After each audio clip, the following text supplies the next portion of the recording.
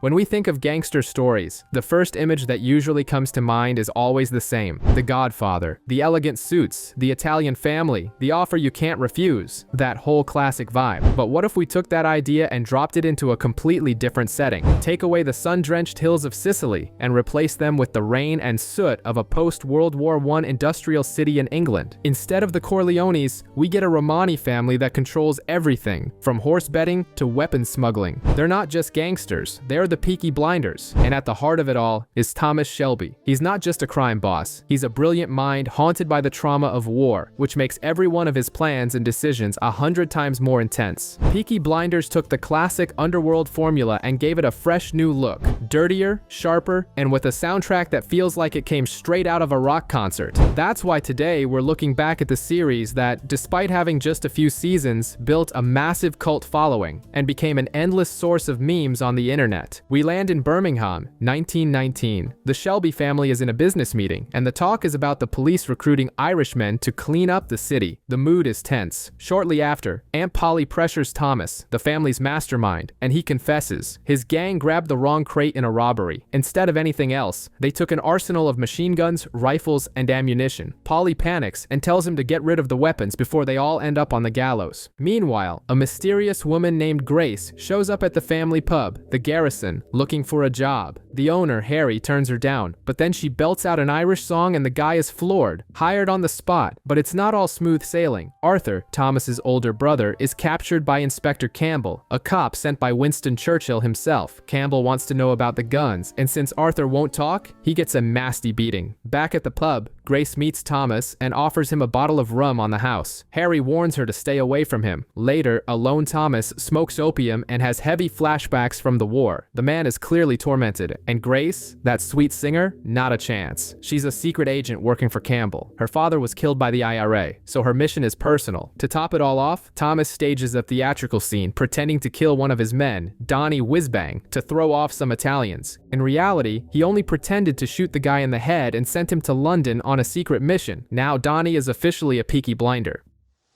You're a Peaky Blinder now, Danny.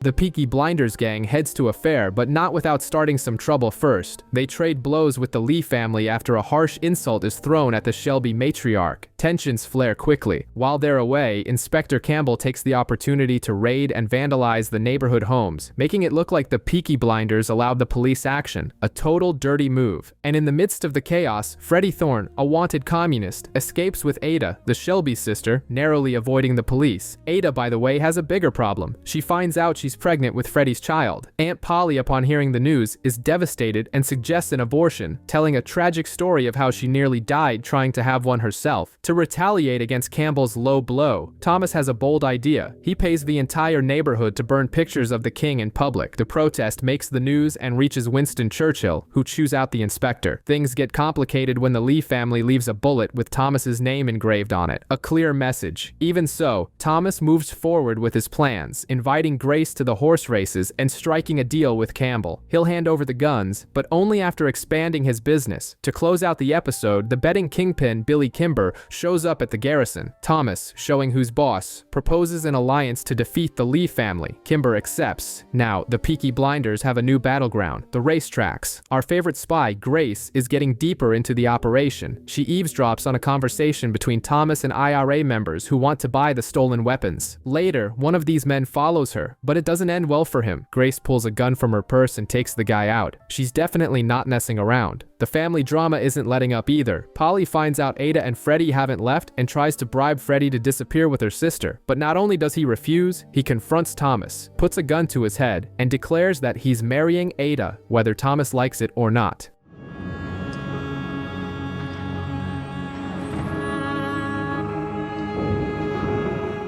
The big day at the Cheltenham races arrives. Thomas and Grace go undercover, while the rest of the gang prepares to ambush the Lee family. Thomas's plan is brilliant. He warns the boss, Billy Kimber, about the Lee's impending robbery. In exchange for protection, he asks for a percentage of the profits and betting licenses. Kimber agrees, but imposes a disgusting condition. He wants to spend some time alone with Grace, and Thomas, cold as ice, agrees. He tells Grace to go with the man, leaving everyone floored. But it was all part of the plan. Just as Kimber is about about to force himself on her, Thomas bursts in and drops the most bizarre and effective excuse possible. He says that Grace is a woman of the night with a disease. Kimber is disgusted and leaves her alone immediately. On the tense ride back, Grace asks why he saved her. Thomas, in his mysterious style, says nothing, leaving the question hanging in the air. John Shelby calls a family meeting and drops a bombshell. He's gonna marry the prostitute Lizzie Stark. While the family argues, the house is left unguarded, and the Lee family takes the opportunity to break in and beat up the lone guard. When the Shelbys return, they find a pair of pliers, a wartime signal that means one thing: there's a grenade hidden somewhere. Thomas, with his mind working a mile a minute, figures out the booby trap is in his car. He manages to save his younger brother Finn, who was playing pretend as Tommy and almost got blown to bits. Instead of starting a war, Thomas goes to the Lees to negotiate. He tells them he's related to them through his mother and proposes a deal. They'll betray Billy Kimber together. Meanwhile, Inspector Campbell is on Thomas's tail, demanding the stolen weapons. Thomas, a master manipulator, gives him the address of some random communist instead of Freddie Thorne's. Campbell promises to leave Freddie and Ada alone, but later confesses to his sergeant that the promise means nothing and that hunting the Peaky Blinders has become personal. The communist, by the way, dies after being beaten by the police. Grace, the spy disguised as a barmaid, uncovers a clue about the family's smuggling operation, but Campbell's police raid comes up empty. Suspicious of her, Thomas takes her to a church and discovers she lied about being Catholic. Instead of firing her, he promotes her and kisses her.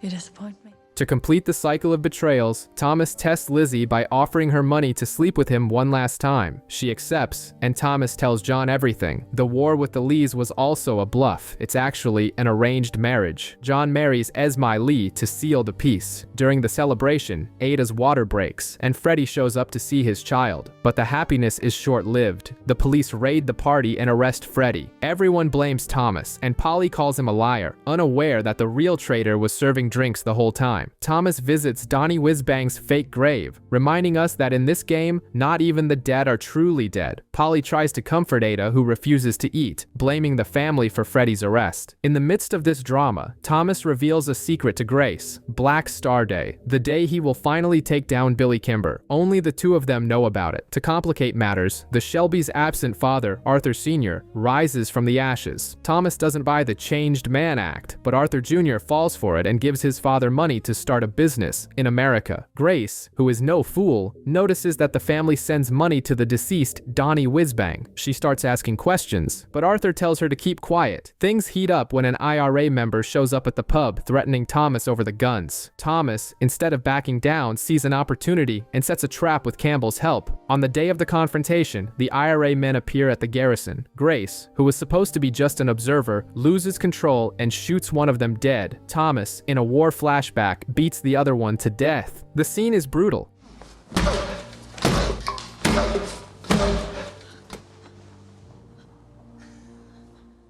Devastated, Grace decides to quit. She gives the location of the guns to Campbell in exchange for Thomas's safety. Campbell finds the weapons in Donnie's grave, feels on top of the world, and even asks Grace to marry him. She refuses because she's in love with Thomas. The inspector is enraged. Meanwhile, Arthur Jr. discovers he's been scammed by his father and in a fit of despair, tries to hang himself, but the rope snaps. In one of the series' darkest moments, we see the depths to which his abandonment has driven him.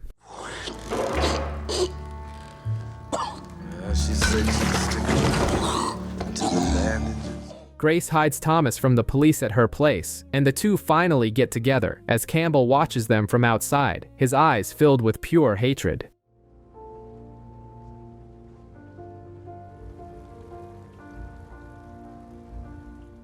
He ends up at rock bottom, taking out his frustration in a brothel after being rejected by Grace. While he sinks, Thomas Shelby gathers his men. Black Star Day has arrived, the final showdown with Billy Kimber. Thomas reveals his plan. The Peaky Blinders and the Lee family will ambush Kimber's men at the horse races. And there's another surprise. Donnie Whizbang, who everyone thought was dead, shows up with a machine gun to help free Freddie from prison. But Thomas's plan has a flaw: Grace. She tries to confess her betrayal, but it's too late. Kimber's men aren't at the races. They're on their way to the pub. Thomas and Polly realize it instantly. Grace sold them out, and now they're outnumbered. Polly confronts Grace, who pulls a gun. The Shelby matriarch curses her, saying she'll never forgive her. The battle takes place on the Shelby street. In an act of desperation, Ada stands between the two gangs with her baby in her arms. For a second, peace seems possible, but Kimber is a bastard to the very end. He shoots Thomas. Donnie throws himself in front of him to protect him and dies. In the blink of an eye, Thomas gets up and puts a bullet in Kimber's head. The war is over, but the biggest victory wasn't on the street. Thomas reveals his true master plan. The fight was just a distraction. While Kimber was busy, the Lees seized all the betting licenses at the races. Shelby Brothers Limited has become the third largest legal bookmaking operation in the country. Thomas writes a letter to Grace, who is leaving for London, promising a decision. But fate, in the form of a vengeful Inspector Campbell, gets there first. At the train station, Campbell points a gun at Grace. The screen cuts to black. A gunshot rings out. Remember Grace? Well, she resolves last season's cliffhanger in the most direct way possible, by putting a bullet in Inspector Campbell. End of story. But hold on, it's not over yet. The series jumps forward 2 years. We're in 1922, and the peace in Small Heath is short-lived. Two mysterious women in black veils, pushing baby carriages, stop in front of the Shelby pub. They walk away, leave the carriages behind, and boom, the place goes up in smoke. Together in the storm comes a tall, handsome man in the right hand. In the midst of the chaos, we see Freddie Thorne's funeral. Ada, now a widow, just wants to take her son and go back to London, far away from the family. Meanwhile, Tawny and Polly find the pub in ruins, filled with confetti, like some sick joke. To find out who did it, Tawny seeks information and walks right into an IRA trap. He's hooded and forced to accept a dirty job, assassinate an Irishman for them. And speaking of people who don't die, guess who's back? Campbell himself, now promoted to major, walking with a cane and more sinister than ever. He's become the head of a secret division and immediately shows his power by letting a former informant be hanged. Tommy gathers the family and lays out the plan. Expand the business to London. Esme warns that it's a different league there, with a war raging between Italian and Jewish gangs. But Tommy already has a strategy. Ally with the Jews to take over the territory. In the middle of all this, he's ambushed by Sabini, the Italian boss, who slashes his mouth with a razor. And who shows up to save him? Like some bizarre guardian angel, Major Campbell, who clearly has his own plans for Tommy. After Sabini's attack, Campbell visits Tommy in the hospital just to rub it in his face. I know you killed a guy for the IRA, and now you're going to work for me. Classic blackmail. Tommy, not one to sit still, recovers Peaky Blinders style, using horse oil, and heads to London. There, he meets with Alfie Solomons, the tough leader of the Jewish gang, and proposes an alliance to destroy Sabini. The meeting is tense, but a deal is struck. Back home, Tommy is in full mob boss Santa Claus mode. He buys a house for Ada, great for money laundering, and another as a birthday present for Polly, with the promise of finding the children who were taken from her. And speaking of the past, a letter from Grace arrives, but Tommy burns it without even reading it. The message is clear. He's moved on.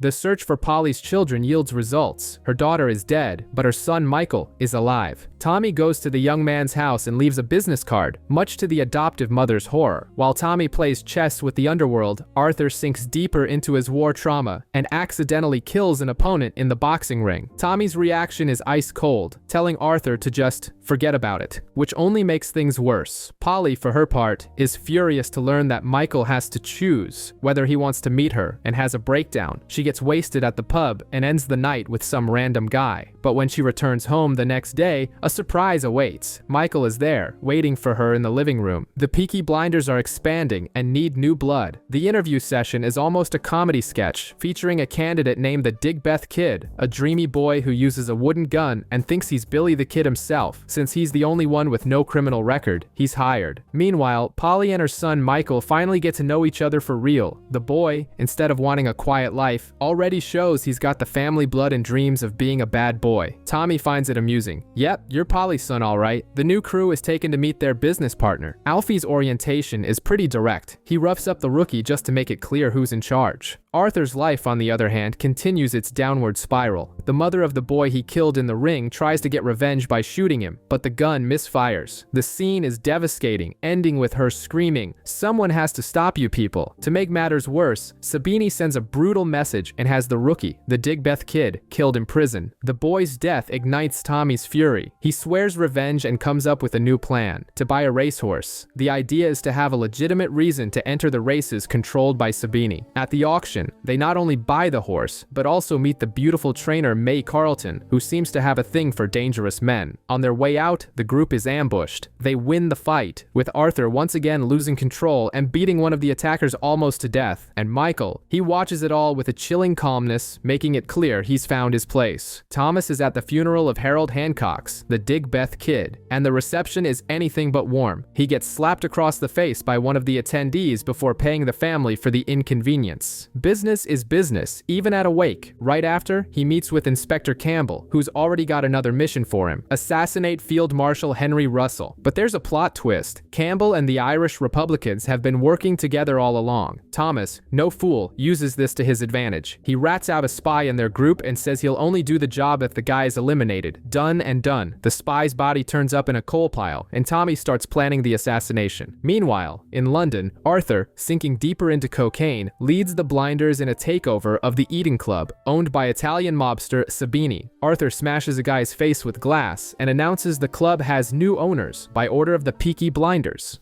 This place is under new management. By order of the Peaky blinders. Back in Birmingham, Michael, Polly's son, shows up looking for a job. He wants to help legitimize the business and be proud of his family. Tommy and Polly argue but reach an agreement. Michael stays with a good salary and far from the dirty side of the work. For his birthday, he gets a gold watch and a welcome from the Shelby brothers. But life in the family business isn't easy. Michael and Jeremiah's son get into a bar fight with a racist. The brawl only stops when they find out Michael is Polly's son. To show how things are done, Arthur and John burn the bar down with the aggressor inside. A fine welcome to the family. To make matters worse, Alfie Solomons, the king of Camden Town, makes a peace deal with Sabini. Their target, the Peaky blinders. And as war brews, Thomas seduces May Carlton, the woman he hired to train his horse, which, by the way, is named Grace's Secret. Yeah, Tommy's love life is as complicated as his business dealings. The season of betrayal is officially open. Alfie Solomons invites Arthur and Billy Kitchen for Passover, but the dinner is a trap. After sacrificing a goat named Thomas, Alfie shoots Billy in the head and hands Arthur over to the police, who arrest him for the murder. At the same time, Inspector Campbell has Michael arrested for the bar fight. The walls are closing in on the Shelbys. Campbell makes it clear to Thomas, Arthur and Michael's arrests are just a way to motivate him to carry out the field marshal's assassination. Threatening Tommy's life isn't enough. Now, the entire family is in the crosshairs.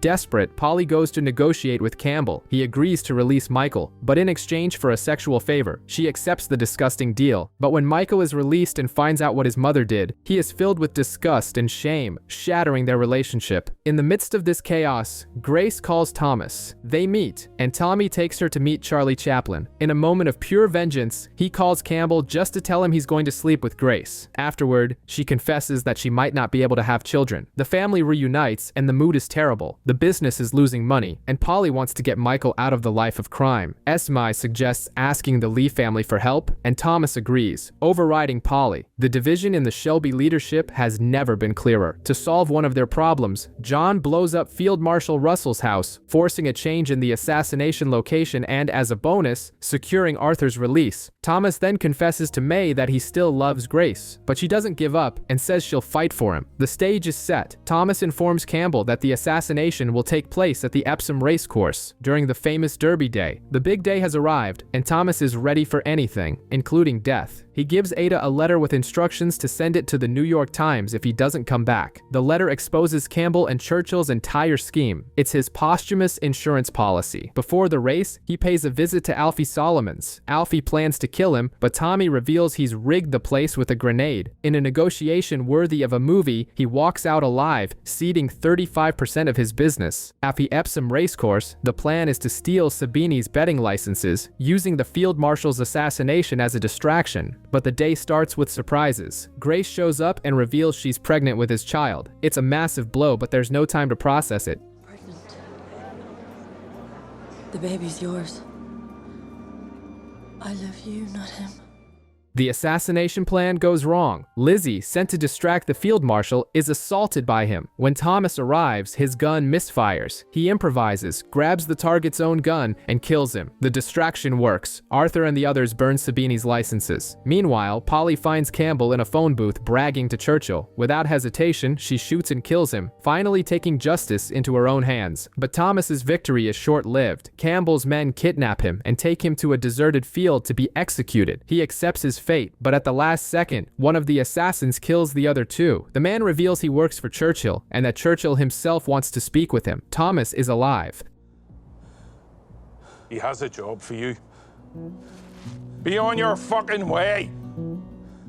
Back at the office, Michael refuses his mother's money and decides to stay, wanting to earn real money. The episode ends with a bombshell announcement from Thomas. He's getting married. The question that remains is, to Grace or to May? Bam. 2 years flash by, and we're now in 1924, at the wedding of Thomas Shelby and Grace. The ceremony is a true clash of worlds. On one side, the Peaky Blinders, and on the other, Grace's family. A bunch of King's cavalrymen who make a point of annoying the Shelbys by showing up in uniform. In the kitchen, the mood is like an emergency meeting. Tommy is more stressed than ever, yelling at the Peaky Blinders to behave. No cocaine, no fighting, no betting. He's hiding a fear that no one outside the family has ever seen. After a quickie with Grace to calm his nerves, the chaos continues downstairs. Ada is arguing about communism with the bride's family, and Arthur tries to give his best man speech, but nearly reveals that Grace's ex-husband committed suicide. Tommy cuts him off just in time and pulls him aside, confessing the Russians have made contact. A Russian refugee named Kaladin tries to negotiate with Polly in the middle of dinner, but she tells him to get lost. Later, he gives her a code name to use with Tommy, Constantine. To disguise his secret conversation with Kaladin, Tommy organizes a horse race between the Shelbys and Grace's family. Of course, the Peaky Blinders rig the race, and the winnings go to charity to polish Tommy's image in Birmingham. During their talk, Kaladin warns that Tommy has powerful enemies. The payment for his service to Churchill is delivered by a Duchess, Tatiana. But there's a problem. Kaladin gave the wrong code. Churchill's order is clear. He must die. Tommy, showing no mercy, tells Arthur there's no choice. Either they kill Kaladin or they all go to the gallows. Arthur reluctantly carries out the mission and kills the Russian while the rest of the party continues with bonfires, fights, and Michael hooking up with a girl. At the end of the night, Kaladin's remains are burned, and the next day, the Shelbys count their money, proving the family business is stronger than ever. Thomas Shelby inspects a fleet of 27 armored vehicles at a factory. This is part of a shady deal with the sinister Father John Hughes. The mission? To supply the Russians with weapons for a revolution in Soviet Georgia. The stakes have been raised. While Tommy handles international politics, John and Arthur have a meeting with the Italian Vicente Changretta. Instead of diplomacy, John decides to threaten the man, sparking a war between the families. Arthur, the more sensible one, suggests he apologize, but John fumes at the very idea. Later, Tommy goes to the Ritz Hotel to meet with a Mr. Romanov, a Russian nobleman. The guy looks broke, but it's just a front. As payment for Kaladin's assassination, he gives Tommy a massive sapphire, the kind that would leave anyone speechless. John, instead of apologizing, does the opposite. He ambushes Angel Changretta, Vicente's son, and slashes his eye with his cap's razor blade. It's the Peaky Blinders' signature move. To everyone's surprise, when the family gathers, Tommy defends John, saying that apologizing is a sign of weakness, and orders them to burn down 2 of the Changretta pubs. The response is swift. The police raid the betting shop and take Tommy away. Waiting for him in his cell is Father Hughes, who threatens him directly. If he goes near Ada again, she's dead. And worse, he makes it clear he has easy access to his son Charles, even leaving a card that reads, Charles Shelby, R.I.P., under the boy's pillow. At the Shelby Foundation charity dinner, Tommy gives Grace the sapphire to wear. That's when the Russian Duchess, Tatiana, appears and drops a bombshell. The jewel was cursed by a gypsy. Tommy panics and tries to make Grace take off the necklace. In the midst of the confusion, a man storms into the hall, yells, "For Angel," and shoots Grace, hitting her in the chest. Chaos erupts as Tommy desperately screams for an ambulance.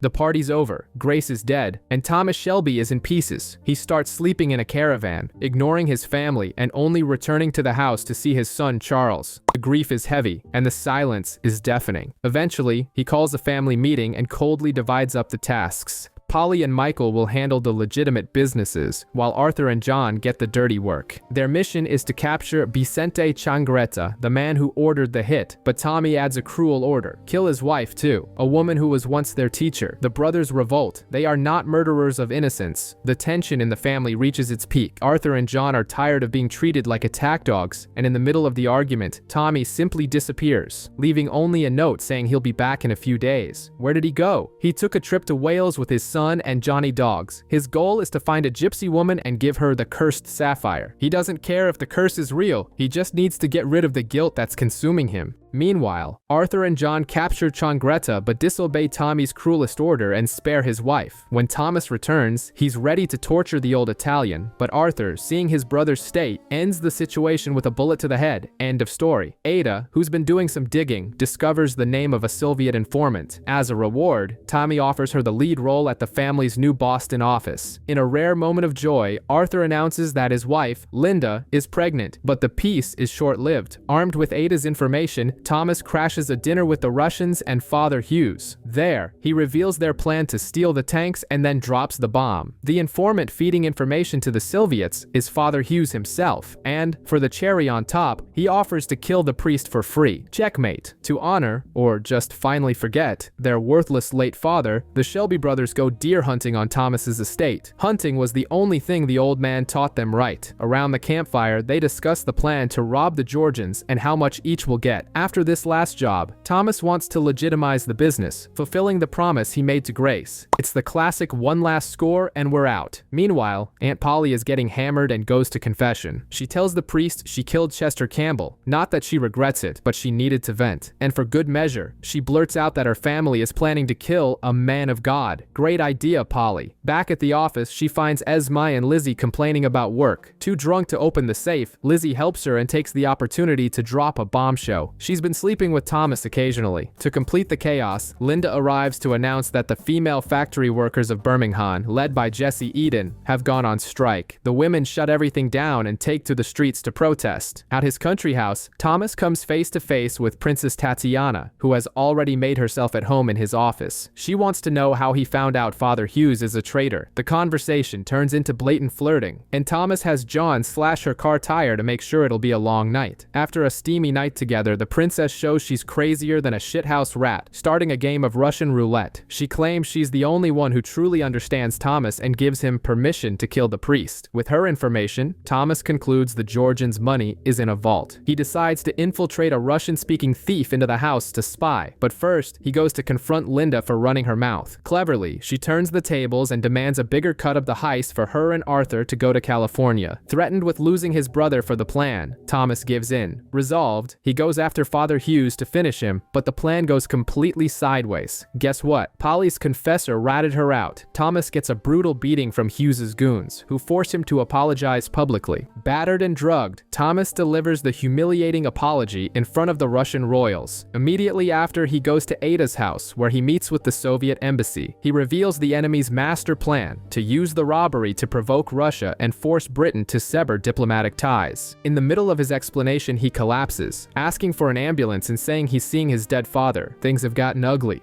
Stop. Right. Stop. I can see you. After a brutal beating, Thomas Shelby spends 3 months recovering in the hospital. Shortly before his release, he gets a visit from Michael. His cousin drops a hint that he might have been abused by Father Hughes as a child, and asks to be the one to put a bullet in the bastard. Thomas silently agrees. Back home, the first thing he does is throw the morphine in the bin, tired of the bizarre dreams it caused. Meanwhile, the plan he hatched in the hospital begins to take shape. The blinders remove the firing pins from the tank guns to appease the Soviets. Johnny Dog sets up camp on a piece of land that will serve as cover for the tunnel to the Georgians' vault. And to complete the team, Thomas calls in Alfie Solomons, who immediately starts stirring the pot and getting on Arthur's nerves by marking his faith. Thomas, Arthur, and John head to the Georgians' mansion. There, they endure a humiliating inspection for Russian tattoos, and then find themselves in a vodka-fueled orgy. Meanwhile, Alfie, playing the part of an appraiser, begins sorting the jewels in the vault, taunting the royals the whole time. The tally comes to 70,000 pounds, which they'll only receive after delivering the tanks. Far from the chaos, Polly and Michael go to London. She is now officially the head of acquisitions for the Shelby Company.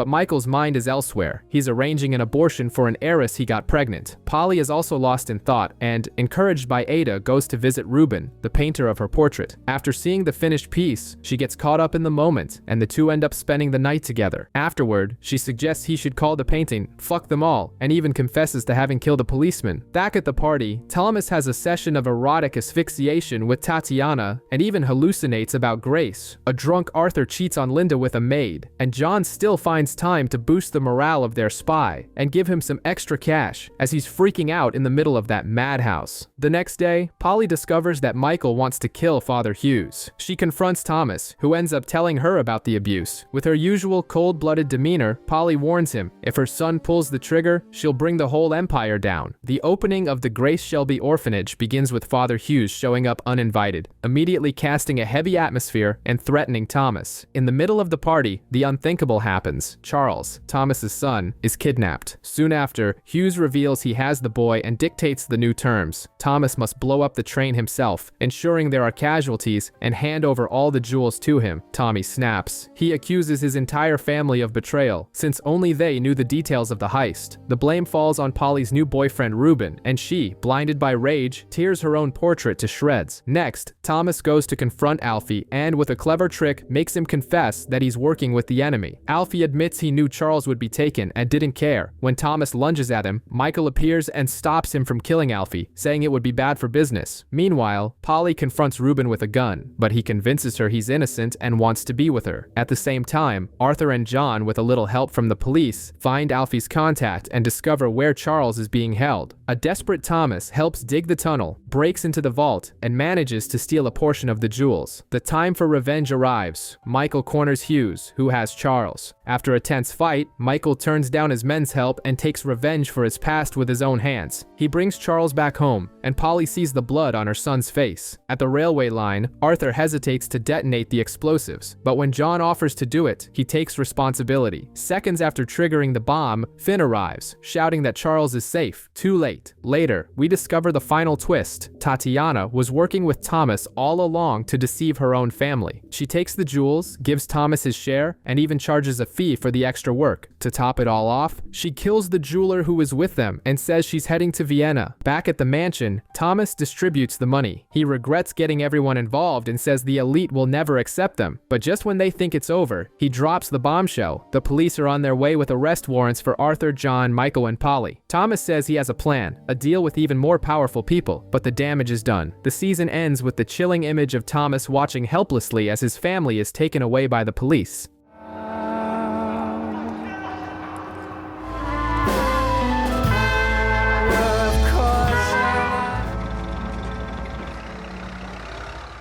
Arthur, John, Polly, and Michael are at the gallows, about to say their goodbyes. The mood is funereal, with John and Arthur even singing a farewell song in the bleak midwinter. But at the last second, a lawyer comes running with an offer from Thomas Shelby. He hands over some incriminating documents on bigwigs like Winston Churchill, and in exchange, the family walks free, and he even gets a medal from the Queen. The deal works, and everyone is saved. What a relief. Cut to 1 year later, Christmas 1925. Tommy now wears glasses and seems to have turned into the Grinch. He barely speaks to his family, and the only bridge left is Michael. But his nephew is not doing well. He's snorting cocaine to cope with the trauma of the gallows and reports that Polly is now living on pills and swears she sees spirits. The Shelby family has become a dysfunctional family drama. John's wife, Esme, hates Ada, and Arthur just wants to play with his chickens. Meanwhile, Tommy has a tense meeting with Jesse Eden, a union leader who knows all his dirty secrets and is standing up to the boss for better wages. But the real Christmas present arrives in the mail. A card with a drawing of a black hand, signed by Luca Changretta. It's a declaration of war. A paranoid Tommy discovers and kills an assassin who has infiltrated his kitchen. He tries to reunite the family in Small Heath for protection but can't get through to John. The conflict escalates when Michael goes to pick up his brother, and the two are ambushed in a mob shootout. John and Michael go down, riddled with bullets. In the fucking house! After the brutal attack, the news no one wanted to hear is confirmed. John Shelby is dead. While his widow, Esmai, announces she's taking the children and disappearing off the map, Tommy gathers what's left of the family. He explains that the Changreta vendetta won't stop until every Shelby is dead. The solution? Go back to their roots and hire reinforcements. Enter Aberama Gold, a tough-as-nails gypsy who Polly takes an immediate dislike to. The plan is to turn every citizen of Small Heath into a bodyguard for the Peaky Blinders. At John's funeral, Tommy gives an intense speech, saying they all died in the war, and that everything after that is a bonus. The body is burned in gypsy fashion, but the ceremony is interrupted by gunfire. It's Aberama's men already at work, taking out a spy. Meanwhile, in the hospital, Polly tries to convince Michael to run away with her to Australia, but the boy can only think about the business. Seeing there's no way out, Polly decides to get back in the game and warns Tommy to be careful with his new ally. And what's Aberama's price? He wants Tommy to help his son, Bonnie Gold, become a boxing champion. No sooner said than done. Bonnie steps into a makeshift ring and knocks out an opponent in seconds. Tommy, seeing the potential to make a fortune on fixed fights, hands him the cap and officially makes the kid a Peaky Blinder. You're a Peaky Blinder now, son. I'm on shit. Thank you.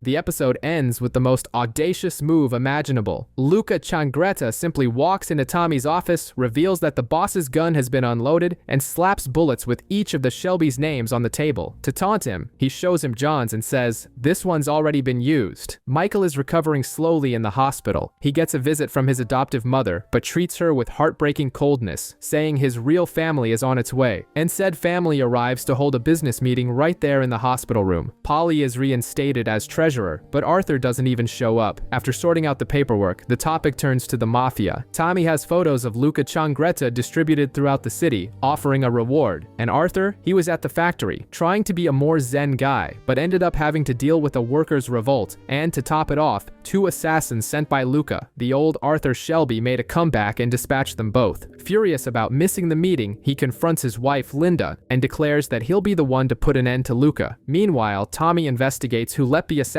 in and goes to pressure the unionist Jesse Eden. She plays dumb but burns the mobster's photo as soon as he leaves. Something's up there. In a surprising moment, Tommy takes Lizzie to a romantic spot from his past, and the two end up together. Afterward, he tasks her with setting up charitable institutions, as if trying to cleanse his soul. But the peace is short-lived. The final scene is a betrayal worthy of a soap opera. Polly meets secretly with Luca Changreta. She offers him Tommy's head on a platter in exchange for the safety of Arthur, Michael, and Finn. She swears her feud with Tommy is real, but Luca seems suspicious. The plan for the downfall of the king of the Peaky Blinders is in motion, and the traitor may be one of their own. Mistress Ross visits Thomas on the eve of what would have been her son's 21st birthday and invites him to a meeting. She sells it as an act of forgiveness, but it's actually a trap set by Luca Changreta. But Mistress Ross didn't count on Tommy's cunning. He figures out the plan immediately and prepares a counterattack, distributing weapons to the Peaky Blinders. With the Blinders on watch, Arthur arrives at Mistress Ross's flat, where she frisks him for weapons. She offers him tea while they wait for the other guests, who are Changreta's henchmen. Outside, Finn, on lookout duty, sees some men in hats and nearly panics, but they leave. Shortly after, a car approaching Tommy's post reverses and disappears. It was just a decoy. The real move happens at the hospital. Luca shows up unexpectedly, and the real target was Michael. He points a gun at the boy's head and pulls the trigger, but click! The chamber was empty. Luca reveals that he and Polly have a deal. When Tommy and Arthur arrive, Michael lies to their faces, saying the gun misfired and Luca got away. During his escape, Luca is ambushed by Aberama Gold's men. The driver and a henchman are killed, but Luca manages to escape. Later, Tommy pays Aberama, but is annoyed that he let the mobster get away. Across town, Polly admits to Michael that she made a deal to give up Tommy in exchange for his safety. Michael doesn't like the idea, saying, "You don't do that to family." Amidst all this, life goes on. Tommy meets May Carlton again, who brings news of his new horse, and the two share a moment. Polly, pressured by Luca, marks a black star in Tommy's diary, indicating the day of the handover, and also lets it slip to Lizzie that she's pregnant. To top it off, Alfie Solomons appears, all mysterious, not saying which side he's on, and Tommy calls in in Ada to help him deal with the strikes that are paralyzing the city. The episode ends with Tommy being followed by Changreta's men into a trap set by Polly herself. Tommy lures him into a dead-end alley and, like Rambo, pulls out a machine gun and takes him down. The shootout is interrupted by the police. But here comes the plot twist. The cops are no longer on the Shelby's side. They arrest Tommy and let Changreta walk. Inspector Moss confirms it. The free ride is over. At the family meeting, Tommy and Polly reveal that the trap was actually a double cross to catch Luca, but the police ruined everything. In the midst of the crisis, Lizzie tells Tommy she's pregnant. His reaction? Purely practical. He tells her to find a replacement at the office so she can have the baby in peace. To protect Michael, Polly takes him to Aberama Gold's gypsy camp, where he'll be treated like royalty. There, Polly and Aberama share a moment of connection, and she leaves him with a warning. If anything happens to her son, he'll have a powerful enemy. Meanwhile, Changreta goes to Alfie for help filling the boxing match with his henchmen. Alfie reluctantly agrees, but realizes Tommy was right. Luca wants to wipe everyone out. Tommy's situation gets even more complicated when Ada is arrested by the army for her communist connections. But of course, it was all part of another one of Tommy's elaborate schemes. He used her arrest to gain favor with the crown, which promised him a lucrative contract if he helped prevent a revolution. To do this, he gets close to Jessie Eden, the union leader. He offers her a contract with equal pay, and in return, asks her to teach him about communism. They dance, they kiss, and Tommy, the master manipulator, asks her to set up a meeting with the movement's top dogs. The day of the big boxing match arrives. Before the bell rings, Alfie says goodbye to Tommy, telling him he's getting out of Birmingham. During the fight, Arthur gets paranoid about a guy in the crowd and decides to follow him. Tommy notices the movement and goes after him. The worst happens. Arthur is ambushed and garroted with a wire. Tommy manages to shoot the attacker, but it seems to be too late. While Bonnie Gold wins the fight in the ring, Tommy returns with the devastating news. Arthur is dead. The Shelby family is in pieces. At the farewell ceremony, Luca Changreta's mother appears with a white flag, declaring the vendetta complete and demanding all of the family's businesses. It seems like the end of the line. Luca goes to Tommy's office for the final humiliation, forcing him to kneel to sign the transfer papers. But that's when the tables turn spectacularly. Tommy reveals he's made deals with the New York and Chicago mobs, including a certain Al Capone, and that all of Luca's men now work for him. And for the grand finale, the door opens, and in walks Arthur, alive and well. It was all a brilliant plan to fool Luca. Stunned, the mobster doesn't even have time to react before Arthur shoots him in the head. With the war won, Tommy takes a vacation to tie up one last loose end. Alfie. He finds him on a beach, and Alfie reveals he has cancer. The two, once friends and enemies, exchange fire. Alfie falls, dead.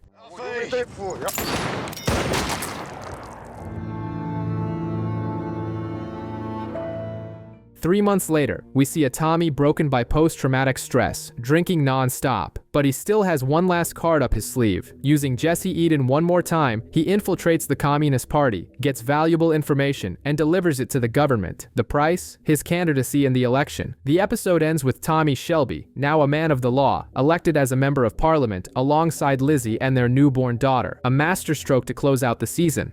To be the new Labour Member of Parliament for the constituency of Birmingham.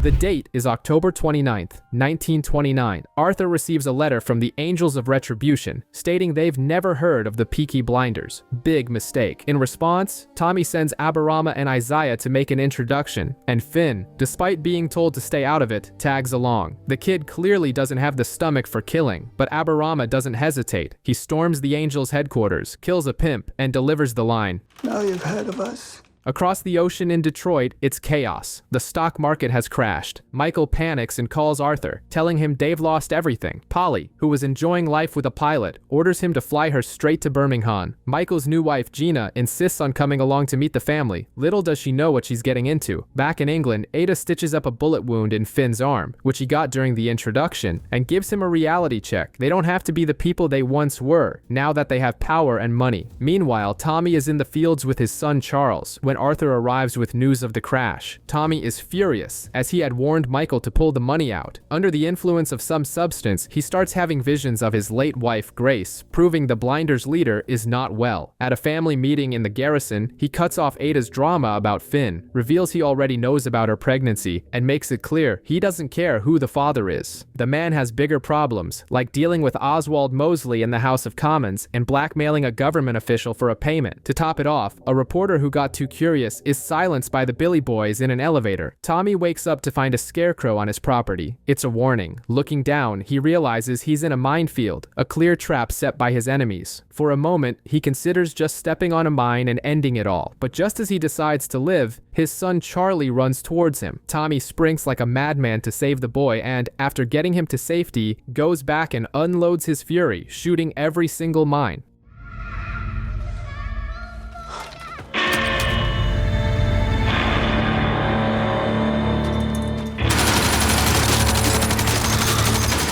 Soon after, he receives a call from the IRA, informing him they've caught Michael negotiating with people who want Tommy's head. They offer to solve the problem, but Tommy tells them to bring Michael back so he can deal with it himself. He confesses to Arthur that he's been dreaming of a black cat, a sign of betrayal, and that he believes the traitor is Michael. When Michael arrives, accompanied by his wife Gina, he swears he's innocent. He admits he was approached by some guys from Glasgow, the Billy Boys, who wanted to take Tommy down, but that the IRA intervened. Then he drops the bombshell. Gina is pregnant. Tommy pretends to believe him but threatens Michael's unborn child. The threat from the Billy Boys becomes brutally real. They find Aberama Gold's camp, beat him, and crucify his son Bommy in front of him. The message is clear. Either Tommy divides his racing territories or he's next. Aberama, driven mad with grief, goes to Tommy's house, accusing Johnny Dogs of betrayal and ready to kill him. But the fight is broken up by Lizzie, who fires a shot in the air. Tommy and Polly pay a less than cordial visit to an orphanage. After discovering that the nuns have been mistreating the children, they not only cut all funding from the Grace Shelby Foundation, but also remove all the children from there. A demonstration of power, Peaky Blinders style. Later, Tommy meets with Oswald Mosley, who is diving deeper into fascism. Mosley taunts Arthur about Linda's infidelity, and, at the end of the meeting, offers Tommy the position of deputy leader in his new political party. Tommy, however, is already playing his own game and uses his government contact, Ben Younger, to become an informant against Mosley. Meanwhile, Aberama Gold, consumed by the desire for revenge for his son's death, escapes from the hospital with Polly's help. He ignores her pleas to leave the matter to Tommy and heads to Scotland. There, he and the Forey family ambush the Billy Boys, pouring hot tar on one of the members as a bloody message for their leader, Jimmy McCavern. Aberama has a bullet with McCavern's name on it and intends to use it. To force Aberama to return, Tommy blackmails Arthur by revealing Linda's location. Arthur finds the man his wife is with and beats him brutally, declaring, "I am a good man, but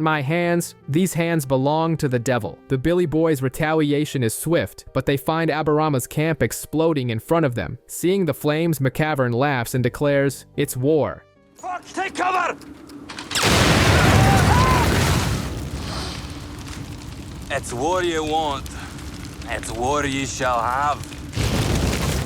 Here, Tommy Shelby receives Jimmy McCavern, the rival gang leader, on his turf. Instead of a brawl, Tommy presents a business proposal, basically saying, "Let's stop fighting and make money together," but he leaves a message. If the truce is broken, there's £500 in an envelope for McCavern's widow to pay for the funeral. Now a politician, Tommy's life consists of listening to people's problems, including a woman complaining that her drunk husband killed her pet birds. Arthur doesn't understand how he puts up with it, but Tommy is learning on the job. The routine is broken when a Chinese man named Brilliant Chang, whom everyone thought was dead, shows up for a meeting. In the middle of their conversation, the phone rings. It's Finn, desperate, with a gun to his head. It's a power play by Chang to pressure the Shelbys. He throws a package of opium on the table, but Tommy is already 5 steps ahead. He knows the value of the drug and how it's coming from China. The plan is this. The Peaky Blinders will use their canal boats to transport Chang's opium for £250,000. Polly and Arthur aren't keen on the idea, but Tommy convinces Polly by promising that her son, Michael, will be back in charge of the company. Speaking of family, Polly tells Arthur that the man he stabbed didn't die. She also tells him to forget about Linda, but Arthur admits he can't. Meanwhile, Aberama wants McCavern's head, but Tommy puts a stop to the revenge for business reasons. The reward for his patience? Polly's hand in marriage. The strangest part is that it was Polly's idea. Elsewhere, the politician Oswald Mosley shows up at Tommy's house, already showing he knows everyone's dirty secrets, including Lizzie's past. The tension rises, and Tommy begins to have stronger hallucinations of his late wife, Grace. At Lizzie's birthday party, chaos erupts. Aberama proposes to Polly, and in the middle of the celebration, Linda, Arthur's ex, appears with a gun to kill him. But before she can pull the trigger, Polly is faster and shoots her first, saving Arthur and turning the party into pandemonium.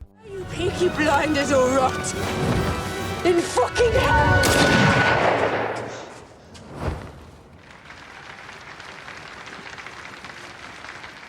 The Shelby's party has turned into a field hospital with a shot Linda lying on Tommy's table. As he performs makeshift surgery to remove the bullet, Polly tells a panicking Arthur that Aberama proposed to her. Outside, Mosley uses the party to deliver a fiery speech, launching his new political party with the slogan "Britain First." Aberama is so disgusted that he spits on the ground and leaves. Later, in private, Mosley warns Tommy that this kind of family drama has to end and demands he fire his Jewish lawyer, as well as hand over part of his territory to Jimmy McCavern. The guy has barely arrived and is already calling the shots. Lizzie confronts Tommy about this dangerous alliance, but he brushes it off. Meanwhile, Arthur begs Linda to run away with him and leave the life of crime, but she refuses, saying it would be a kindness to kill him, and abandons him for good. Tommy's only hope was a check signed by Mosley, which would prove his connection to crime. He gives the evidence to Ben Younger, his government contact, but it's too late. Ben's superiors have been seduced by Mosley's rhetoric and won't do anything. To make matters worse, when Ben gets into his car, a bomb explodes, and he dies instantly.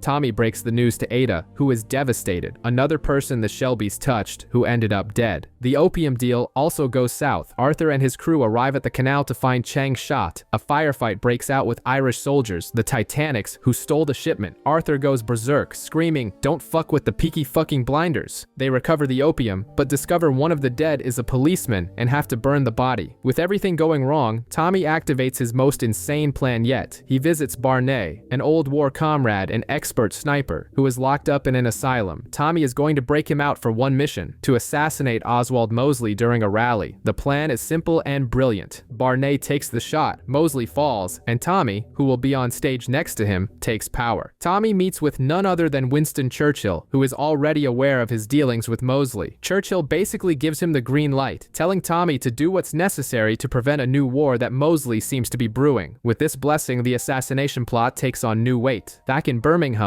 Arthur pressures Billy, Finn's friend. Suspecting there's a rat leaking information, suspicion is in the air. In a tense family meeting, Michael, the nephew recently returned from America, attempts a coup. He proposes a restructuring where he takes control of the US operations, suggesting that Tommy's era is over. Tommy and Arthur shut him down immediately, making it clear who's still in charge. After putting Michael in his place, Tommy reveals the master plan: assassinate Mosley that night. Barney, the sniper, will do the dirty work, while Aberama will have the green light to finally get his revenge on Jimmy McCavern in the ensuing chaos. Before the main event, Tommy and Arthur solve the informant problem. They discover that Mickey, the barman at the Garrison, was the traitor and execute him without hesitation. To ensure the perfect chaos for cover, Tommy pays a surprise visit to Alfie Solomons, who, believe it or not, isn't dead. He survived Tommy's shot and is living in seclusion. Alfie agrees to help, sending his men to start a riot during Mosley's speech. Things go completely off the rails when Tommy threatens Polly, saying that if she or Aberama sided with Michael, they would both die. Furious, Polly hands in her resignation, abandoning the family company. To worsen Tommy's existential crisis, he learns his mother committed suicide, and he fears he has the same sickness. The final blow comes from the youngest. Finn naively spills the entire assassination plan to Billy, who immediately picks up the phone. Yes, he's the rat. At the rally, the plan turns into a complete disaster. Just before taking the shot, Barney is killed by an unknown shooter. At the same time, Aberama is stabbed and killed before he can get to McCavern. Chaos ensues, but not in the way Tommy planned. He flees with Arthur, utterly defeated, admitting he's finally met the man he can't beat. Alone in a field, hallucinating about Grace, Tommy screams in despair and points a gun to his own head.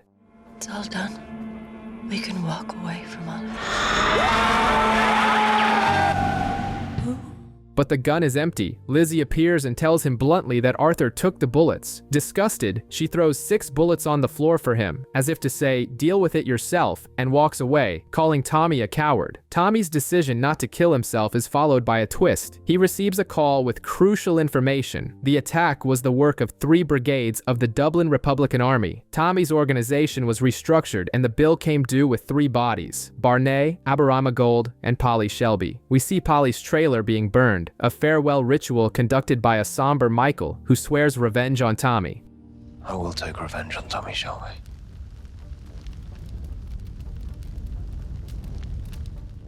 4 years later, we're on Nicolon Island, a frigid French territory. It's December 5th, 1933. Tommy, now sober, is in a bar drinking water. This angers the locals, who lost their jobs due to his influence and see Tommy's sobriety as an insult. A man demands he make a toast, and when things get heated, Tommy shows he hasn't lost his edge. He pulls his gun, shoots the wall and an unlucky pigeon, just to prove he's still dangerous, but now calmer and more rational. Polly's death has given him a clear motive for his revenge. On the last day of Prohibition, Tommy arranges a meeting with Michael and his new Boston gang, led by Uncle Jack Nelson. The plan is to use the island to smuggle opium from Shanghai, taking advantage of the fact that the FBI has no jurisdiction there, and the police commissioner is already in his pocket. However, the Americans need to speak with Uncle Jack first. To make matters worse, they force Tommy to drink and recite a poem. After the show, he drops a bombshell. There's an informant among them. What they don't know is that Tommy himself sets a trap and turns Michael over to the police with a shipment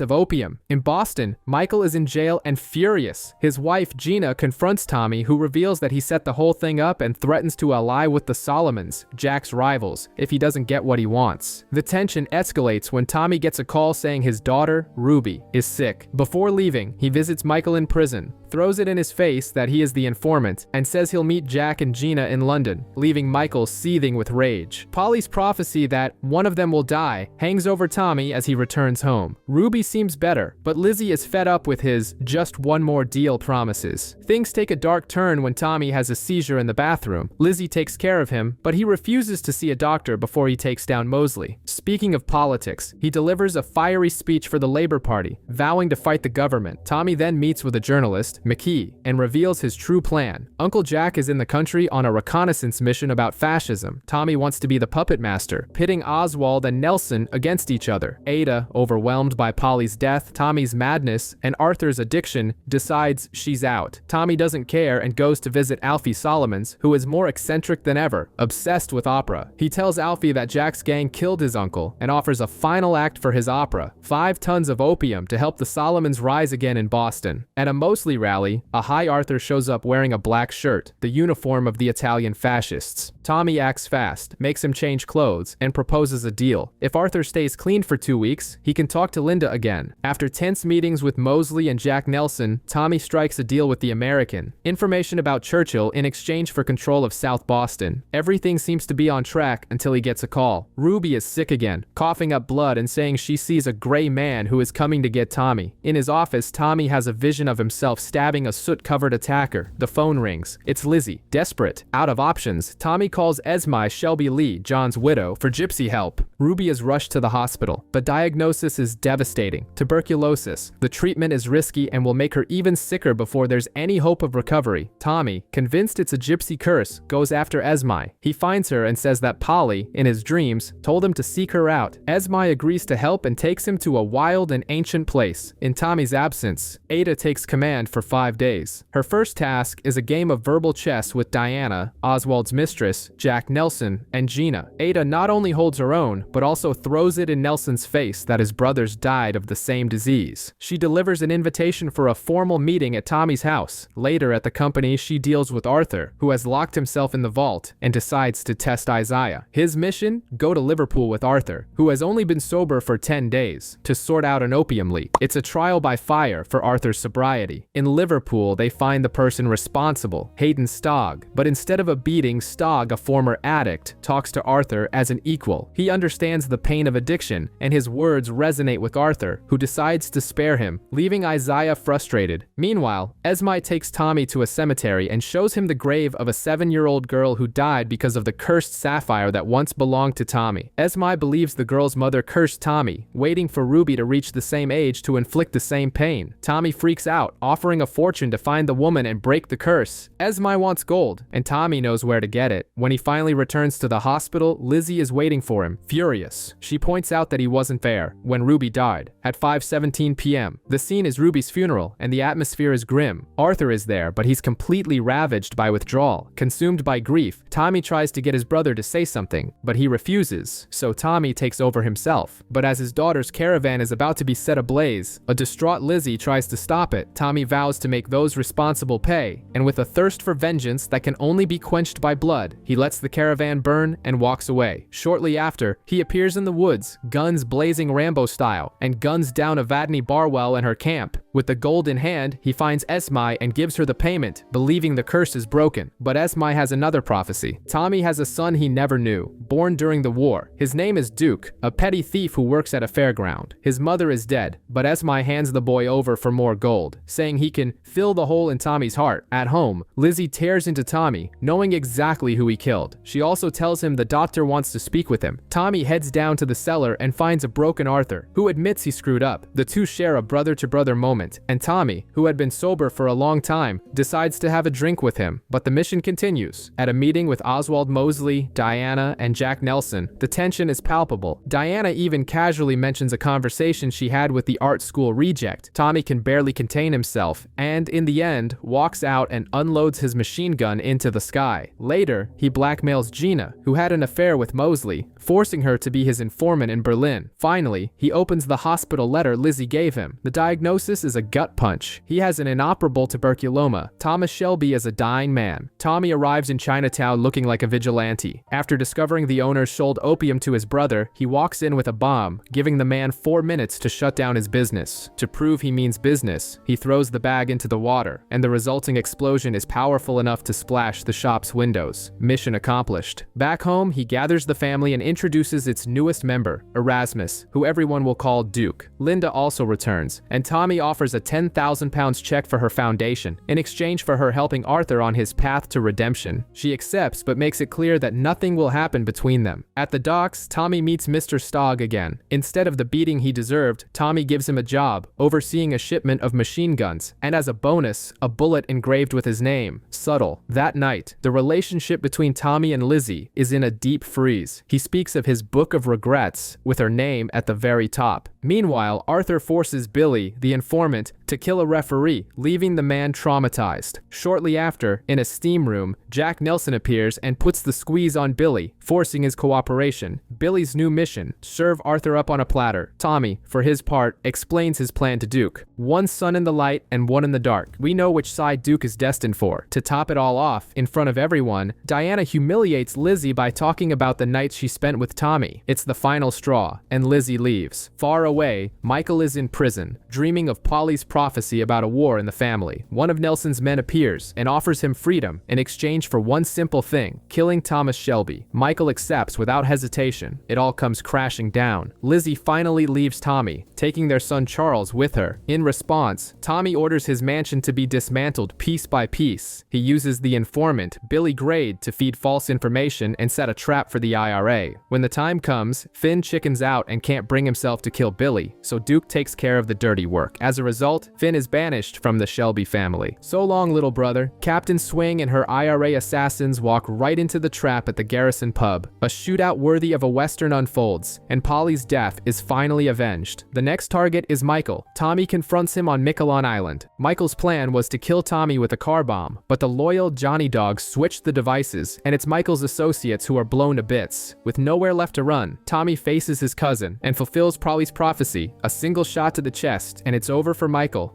She'll visit me no more. I have no limitations. A month later, we see a solitary Tommy in the middle of nowhere, about to take his own life. But in a vision, the spirit of his daughter Ruby appears, showing him a newspaper clipping of his doctor with Mosley and Diana at their wedding. It was all a ruse. The illness was a lie to take him out of the game. Tommy hunts down the doctor, ready to take revenge, but just as he's about to pull the trigger, he relents. He realizes that for the first time, he is at peace. He watches his caravan and his last remaining possessions burn, and like a lone cowboy, rides off toward the horizon.